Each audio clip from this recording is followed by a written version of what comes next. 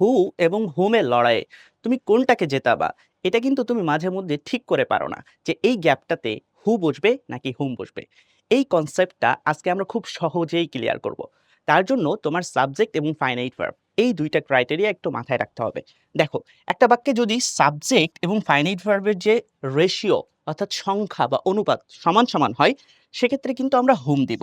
কেননা হুম হচ্ছে অবজেক্টিভ। অন্যদিকে যদি এমন হয় যে কয়টা সাবজেক্ট আছে তার চেয়ে বেশি ফাইনাইট ভার্ব আছে, অর্থাৎ সাবজেক্টের চেয়ে ফাইনাইট ভার্বের সংখ্যা বেশি, তখন এক্সট্রা যে ফাইনাইট ভার্ব আছে তার জন্য কিন্তু সাবজেক্ট প্রয়োজন। সেই হিসেবে আমরা কোনটা দিব? হু দিব। কেননা এটা হচ্ছে সাবজেক্টিভ ফর্ম। এমসিকিউটা দেখো তাহলে আরো ক্লিয়ার হবে। আমরা এই এমসিকিউতে যে প্রশ্নটা দেওয়া আছে, যে সেন্টেন্সটা দেওয়া আছে, এখানে দেখব কয়টা সাবজেক্ট আছে এবং কয়টা ফাইনাইট ভার্ব আছে। তাহলে যদি প্রথমে সাবজেক্টে যাই, একটা সাবজেক্ট, দুইটা সাবজেক্ট। ওকে, সাবজেক্ট কয়টা? দুইটা। ফাইনাইট ভার্ব গুণ তো? একটা, দুইটা, তিনটা।